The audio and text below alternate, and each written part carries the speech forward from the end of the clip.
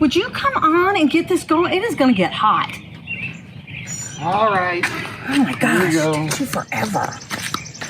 Worse than waiting on myself.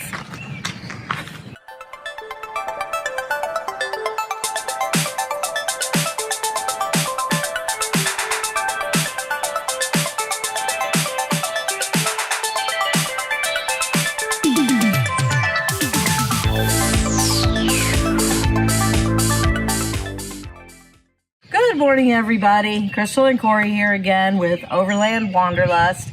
We were unable to go camping this weekend, but we really wanted to do a walkthrough with the tent. So we're going to go ahead and set it up in our nice, perfectly flat, level driveway and set it up attached to the Jeep. And then we're going to do a walkthrough with you. So hopefully we'll get this done before it gets too hot out here.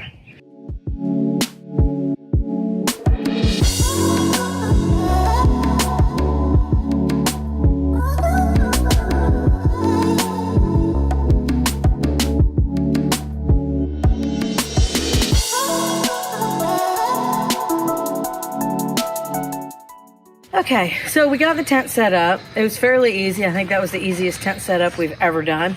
We should camp in the driveway more often. But we realized once we got it up, we couldn't put the rain fly on because we don't have any place to stake it down to. So you won't see that on it. But I don't know if you can see this picture, but when you put the rain fly on, it gives you like a little entryway so that you're out of the rain. A porch. It's like a little porch almost. We actually had chairs in it when we went camping last time and we're sitting in it. I don't know if you saw that video. But it comes out. But we just didn't have any way to tack it down.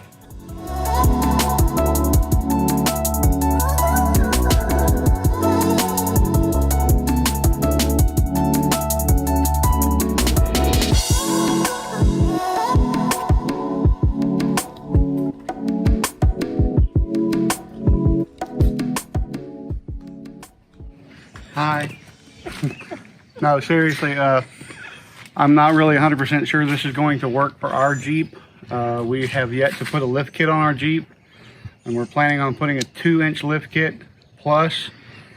So we're not really sure. It's already lifting up the front end of the tent. But the concept is great, and it's a tent that we'll probably use again. Maybe we can use it with the Murano or a smaller SUV. But it's definitely a neat concept. If we get our portable kitchen in the back of the Jeep, we'll be able to cook right here. One thing that we really like about this tent is it is completely open. And I'm free from bugs. There's the rain fly, of course, covers this up here so that when it rains, we won't get wet, we hope. Which we didn't. It rained when we went camping last time and it kept us very dry. But it's all nice and open, so you get a lot of nice air, a lot of good ventilation. And you can screen off the back of your SUV as well, so you could potentially have all the windows in your vehicle open and still be free from bugs. So we just wanted to show you the screens in here. Outside the front door, they have a nice little extension, like a little, almost a porch where you can wipe your feet before you get in the tent. That'll help eliminate a lot of dirt and sand inside your tent when you're camping. One thing that we really liked about this tent, even though it is a Walmart tent, the overlaps on this seem to really be cognizant of leaking inside of the zippers. So the way they have these overlaps done, it's really unique that they make sure that you won't get any water penetration through the zippers. A lot of the state parks we like to camp at have electricity, and this is a little way that you can run the cord right into the tent so you can charge your phones or whatever you need to, lantern, fan, love a fan. So you can just run it right in there. And the way they set it up, if it rains and even though this will be under the porch, it's still so that the water will go down over, not splash inside. So that's really handy to have. As with all tents, it has the nice little inside pockets. So this one has like 3 little ones in the front and then 3 ones here. There's another one over here with 2. And right here, there's a detachable one. I have it hanging in the Jeep with our inverter in it because we didn't want to lose that. There's also a place to hang a lantern or a fan up at the top there. Of course, I can't reach it and I always have to get somebody else to do it for me. But there is a place to hang something from the ceiling in the center. Okay, so this was the Ozark Trail 5-person SUV tent. We bought it online at Walmart, driving back from REI one weekend. I think I paid $97. That was completely delivered to the house. As with all tents, we were able to fit 3 people in here. We had a queen size air mattress here and a cot here. So, well, no, I guess you could say 5 people. Corey, myself, Michael, Lulu, and Petey. Got to include the dogs. So there were 5 of us in the tent. So I guess you could. It was I have to say it was a little cramped. It was specifically for sleeping. Unfortunately, it rained. So we did spend a little bit more time in it than usual. But it was comfortable. I have to say we were comfortable. And I'm sure that Corey and I will continue to take this with us when we go camping.